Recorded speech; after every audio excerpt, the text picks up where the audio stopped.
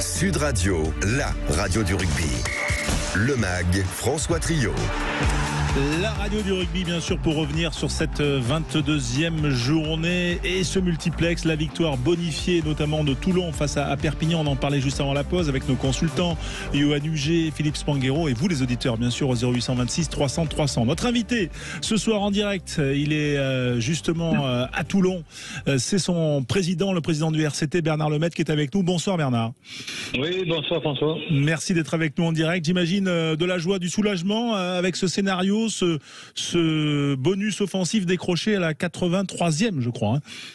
Oui, c'est ça. Je dois dire que c'était vraiment ce qu'on espérait faire sur ce match, sans avoir de mépris, évidemment, de condescendance vis-à-vis de notre adversaire, qui a fait un très très beau match, très très bien défendu. C'est une équipe valeureuse. En fait, on a deux équipes du pourtour méditerranéen qui ont des caractéristiques comparables. Et je suis très très content qu'on ait pu arracher ces 5 points. Alors, on va parler bien sûr avec vous, président, de l'événement quand même de mardi. C'est le Hall of Fame, le club qui va bien sûr saluer et consacrer ses anciens joueurs. Mais Philippe Spanghero, juste avant la pause, soulignait quand même le retour du public. On sent quand même que la bonne dynamique sportive aussi a des conséquences, comme si le club retrouvait un peu son histoire d'amour avec son public si chaud. Oui, je crois que c'est assez étonnant. D'habitude, on fait de grosses affluences contre de plus grosses équipes, plus renommées, mais là, en fait, c'est pas une question d'adversaire, c'est une question liée à un regain d'engouement, effectivement. Il y a une relation très très étroite entre le public et le mot victoire. Et je crois que la bonne dynamique de Toulon en ce moment entretient cela et on va continuer à avoir des stades pleins, surtout quand on joue à une heure raisonnable, je dirais. Voilà, le message est passé. Johan Huget, question peut-être pour Bernard Lemaitre, Philippe Spanghero bien sûr et Alexandre Priam. Johan. Allô ? Oui, Johan qui nous entend peut-être pas. Est-ce que tu nous entends, Johan ? Non. Ah, pardon. Bonsoir à tous. Ouais. Non, j'avais coupé, pardon. Bonsoir Bernard. Bonsoir. Juste pour vous féliciter de ce regain de forme déjà, notamment en Coupe d'Europe. Je pense que vous êtes sur la continuité et le fait de jouer cette finale, on peut dire que le public revient justement pour se chauffer au vu de la finale qui arrive à grands pas. Ah ben écoutez, avant la finale, il y aura une demi-finale contre une équipe de Trévise qui n'est pas rien du tout. Avec de très très bons joueurs. On a vu ce que valent les joueurs italiens dans le tournoi destination et Trévise et Benetton compte beaucoup. Donc on sera tout à fait prêt à affronter cette équipe comme si c'était une équipe plus renommée sur le plan européen. Ils ont fait un très brillant parcours et on sera très très méfiant tout en étant en même temps confiant de pouvoir le faire, bien entendu. Voilà, donc je dirais que oui, Dublin, c'est quelque chose qui est un peu plus lointain. Ce serait présomptueux de parler aujourd'hui de la finale pour nous. On essaie de faire pas à pas. Je comprends, d'autant plus que la saison dernière, vous a laissé certains regrets. Vous avez joué de peu. Est-ce qu'aujourd'hui, vous pensez pouvoir jouer sur les deux tableaux avec l'effectif que vous avez et les blessures? Oui, je pense qu'on peut jouer sur les deux tableaux, d'autant plus que nos meilleurs blessés, si j'ose dire, Jean-Baptiste Gros, Gabin Villiers, reviennent. Cheslin Colby aussi. Tous vont reprendre l'entraînement la semaine prochaine, l'entraînement collectif. Donc c'est un RCT au complet qui va faire cette fin de saison. Et je pense que on aura toutes nos armes, donc si jamais on échoue, il n'y aura pas d'excuse. On est plein d'espoir. Voilà. Alexandre Priam avec Bernard Lemaitre, président du RCT. Alexandre. Bonsoir président. Bonsoir. Je voulais revenir sur les conditions d'entrée dans ce Hall of Fame. On a hâte de voir Matt Guiteau, on a vu Drew Mitchell dans l'avion, déjà des magnifiques images du côté des réseaux sociaux du RCT.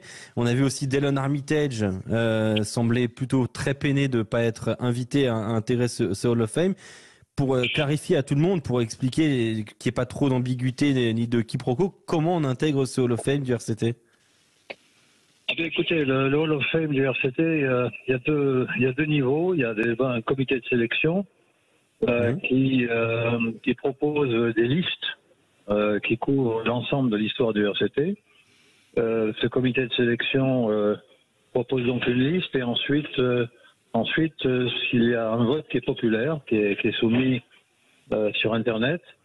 Et c'est à la suite de ce vote populaire qu'il y a une présélection qui est faite. Et enfin, le comité de sélection choisit dans les derniers noms. Alors, c'est très difficile. Il y a 8 noms cette année, 2 qui couvrent la période des années 30, 2 qui couvrent la période 87, 2 qui couvrent la période 92, et enfin, 2 encore qui couvrent la période de gloire du RCT des années 2012 à 2015. Voilà. Donc, tout le monde ne peut pas y rentrer. Et c'est sans doute provisoire, dans la mesure où chaque année, il y aura à nouveau l'intégration dans cette galerie des légendes de nouveaux noms. Voilà. Comme en NBA, au final. Pardon ? Comme en NBA, au basket aux États-Unis, voilà, chaque année. C'est pas parce que vous n'êtes pas choisi que l'année d'après, vous pouvez l'être, par contre, l'année suivante. D'accord. Oui, exactement. C'est pas perdu. Pourquoi faire je veux dire, quel est l'intérêt du club, on va dire, de faire ce panthéon, on va dire, des légendes du club? Je crois que c'est très très important de créer un lien entre le passé et le présent. C'est très très important. Il y a des clubs qui parfois finissent par perdre une partie de leur identité. C'était le cas du RCT? Non, mais le RCT, je dirais, n'avait pas cette tradition de célébrer les anciens. Moi, quand je suis arrivé au club, j'ai parfaitement compris qu'il fallait renouer un lien, même avec les anciens encore présents au club. Il y avait une sorte de séparation, et donc j'ai voulu rétablir ça. Et enfin, le Hall of Fame, c'est quelque chose qui correspond à une célébration, je dirais, unifie un petit peu les choses. Et je crois que c'était très très important, non seulement pour les joueurs, mais pour le public, pour l'image du club, dans une perspective à la fois de passé, de présent et d'avenir. Peut-être une question de Philippe Spanghero, on va dire sur le RCT et aussi sur cette cérémonie de mardi. Alors, oui. Sur le RCT, d'abord, bonsoir Bernard. Pas de questions, mais deux remarques. D'abord, vous féliciter pour des choix payants qui étaient un peu audacieux et que j'ai trouvé bien, notamment dans ce rapport à l'histoire.